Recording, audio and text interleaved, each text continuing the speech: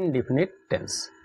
आज आपको past indefinite tense बताया जाएगा, जिसमें आप सीखेंगे कि किस तरह से पास्ट इंडेफिनिट टेंस का अनुवाद किया जाता है।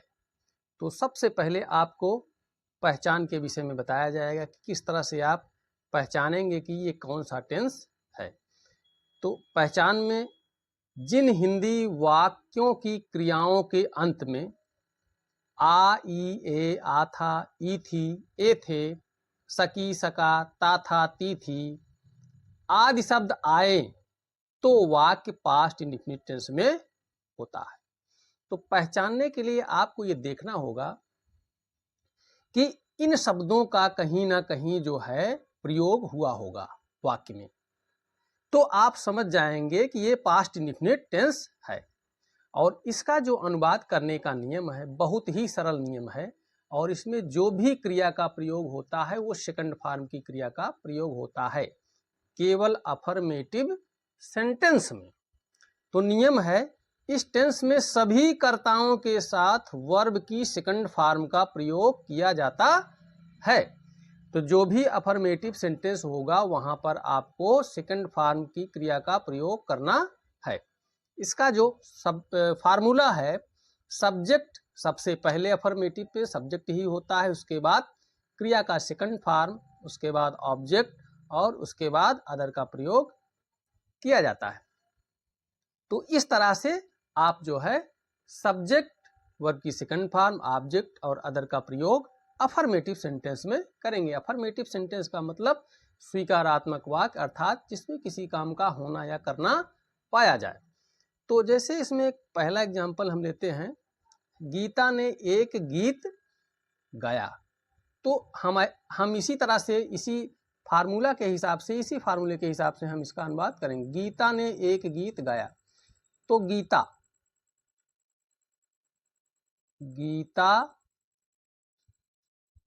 sang a song, sang a song. ध्यान से देखिए, गीता sang ये सेकंड फॉर्म की क्रिया है, सिंग sang संग होता है, तो सेकंड फॉर्म का प्रयोग किया गया। सबसे पहले सब्जेक्ट, उसके बाद वर्ब की सेकंड फॉर्म, उसके बाद ए सॉन्ग ऑब्जेक्ट है और अदर में कुछ आया नहीं तो हम उसको फुल स्टॉप लगा करके छोड़ देंगे। मोहन आगरा गया, Mohan went to Agra.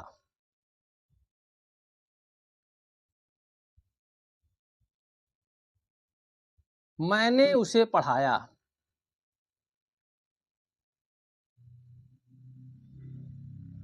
I taught him.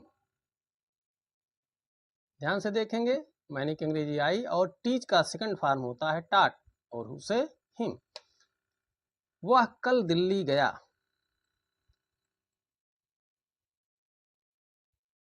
He went to Delhi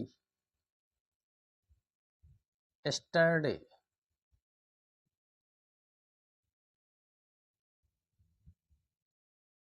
वह कल दिल्ली गया, he went to Delhi yesterday। yesterday का प्रयोग पास्ट में ही किया जाता है और फ्यूचर में जो प्रयोग किया जाता है वो टुमारो होता है। उसका प्रयोग यहाँ आप बीते हुए कल के लिए yesterday का प्रयोग करेंगे।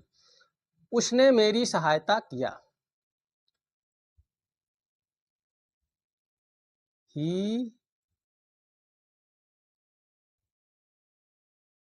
Helped me. उसने ही सहायता करने की अंग्रेजी सेकंड फॉर्म हेल्प लिखा जाएगा, हेल्प्ड मी मेरी, ही हेल्प्ड मी। मेरी शब्द मेरी आने का मतलब माई होता है, लेकिन ऑब्जेक्टिव केस हमेशा मी ही लिखा जाता है। तो जो ऑब्जेक्ट के रूप में रहता है उसको मी का ही प्रयोग करेंगे, ना कि माई का प्रयोग। उसने मेरी सहायता किया, ही हेल्प्ड मी। अब इसके बाद जो है आपको अगले सेंटेंस की ओर ले चलते हैं, जो कि निगेटिव सेंटेंस है। उस निगेटिव सेंटेंस को किस प्रकार से आप जो है उसका अनुवाद करेंगे, आगे चलते हैं। देखिए, इसमें निगेटिव सेंटेंस का जो भी रूल है वो थोड़ा सा अलग है। वहाँ आप जो है निगेटिव पॉजिटिव सेंटेंस होने पर आप क्रिया का सेकंड फॉर्म यूज करते थे। यहाँ आपको करना है कि अगर वाक्य निगेटिव है तो हम डिड नॉट का प्रयोग करेंगे। वाक्य निगेटिव होने पर डिड नॉट का प्रयोग किया जाता है और क्रिया की फर्स्ट फॉर्म का प्रयोग किया जाता है अगर वाक्य निगेटिव है।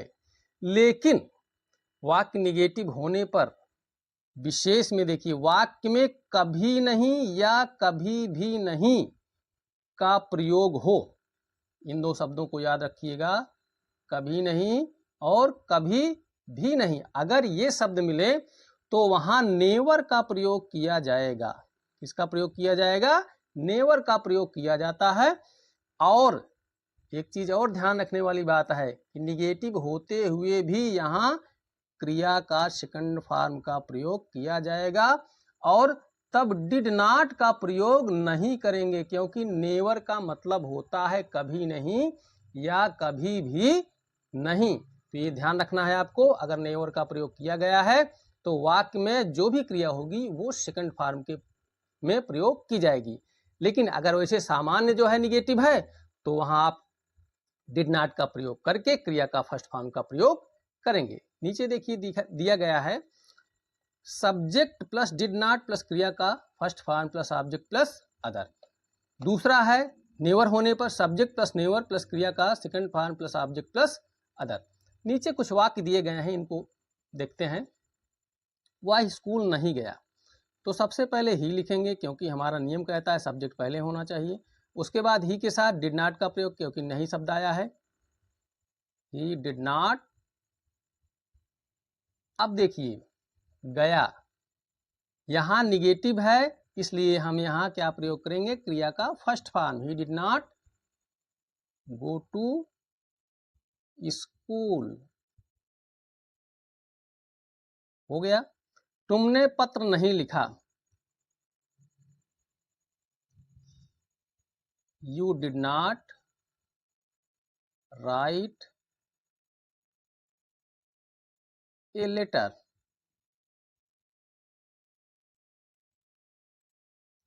इसी तरह से अनुवाद किया जाएगा। अगला है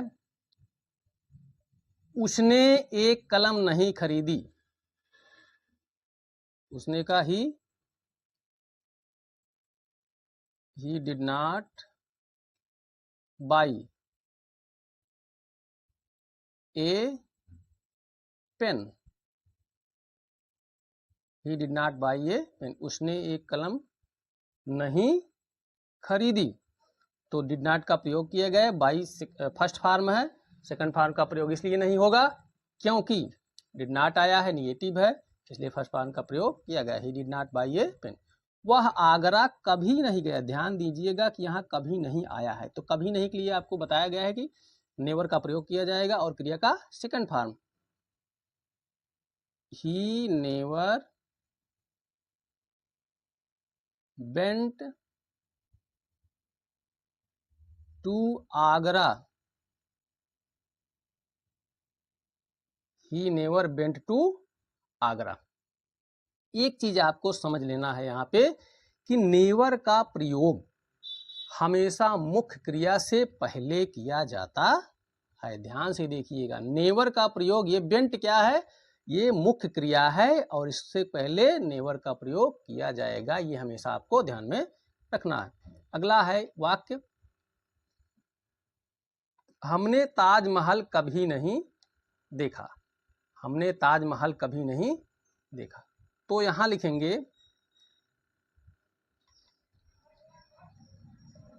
बी,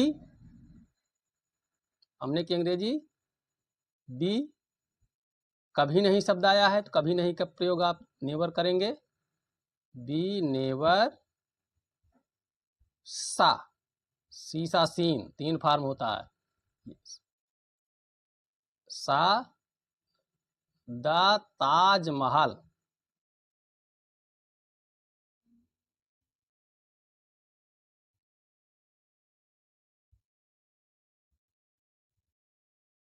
द ताजमहल।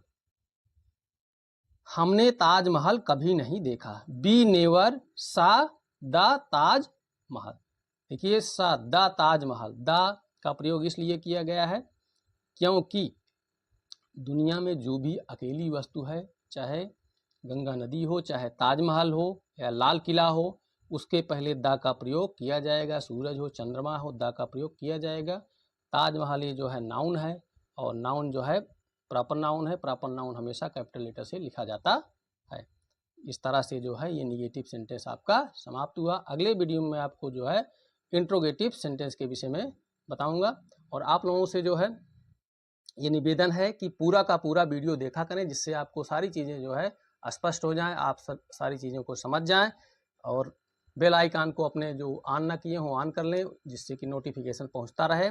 और थोड़ा सा वीडियो को शेयर करें, और जो है इसको वॉच टाइम को थोड़ा सा आप इंक्रीज करिए। और इसी वीडियो के साथ मैं आपको धन्यवाद कहता हूं।